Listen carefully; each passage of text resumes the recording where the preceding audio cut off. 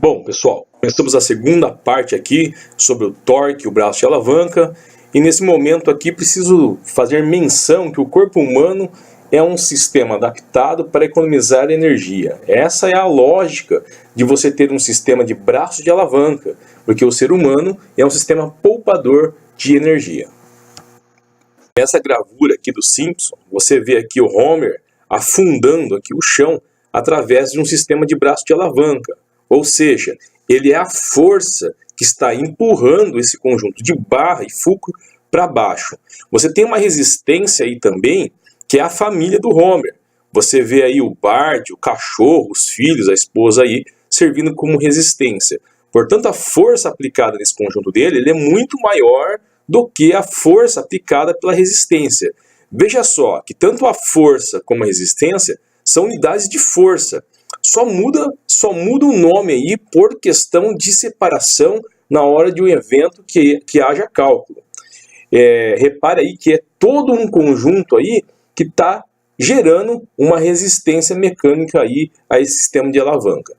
Fora isso, nós também temos um sistema de alavanca aí representado por um trabalhador da construção civil, na qual ele consegue levantar uma quilagem extrema, esses tijolos, com o uso de uma ferramenta que está servindo como braço de alavanca. Então aqui, esse carrinho de mão, ele faz com que seja minimizada a força. Você começa a economizar energia em função disso, porque ele não iria conseguir carregar tantos tijolos. Também isso aí é representado por um sistema de um braço de alavanca, na qual ocorre a distribuição de força e que gera essa característica mecânica. Aqui nós temos aqui o fulcro, nós temos a resistência e nós temos a força para o mesmo lado, mas com sentidos diferentes. Iremos falar mais sobre isso depois.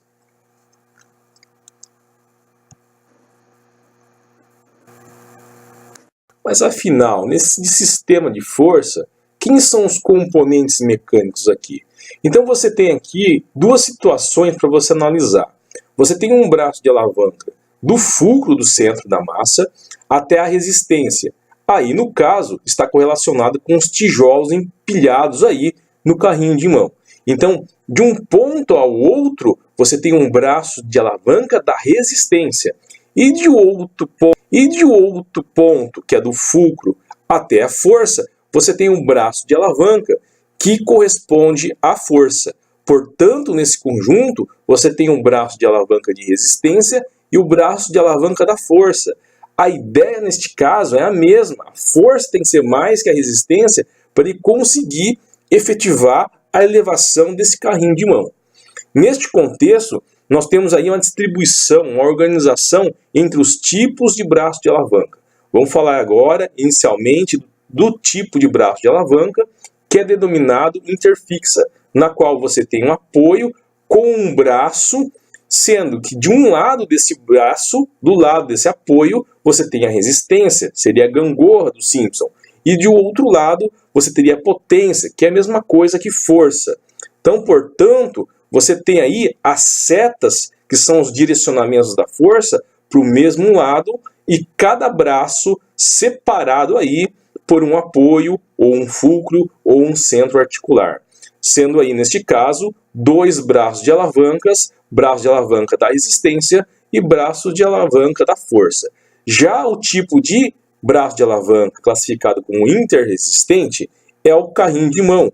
De um lado ele tem apoio, o carrinho de mão é a roda, a resistência aí no caso, deu uma rabiscada aí, é os tijolos, que teria que ser elevado, portanto os tijolos estão apontando a seta para baixo, porque o tijolo ele tende a cair para a terra, já que nós estamos aí num ambiente que tem gravidade, e a potência que seria a mão do trabalhador levantando o carrinho de mão. Portanto, a força está para cima. Isso aí também é muito bem representado. Como esse sistema, esse rabisco, esse desenho aí de distribuição de força que você transforma um desenho biológico em uma representação gráfica aí, como os senhores estão vendo.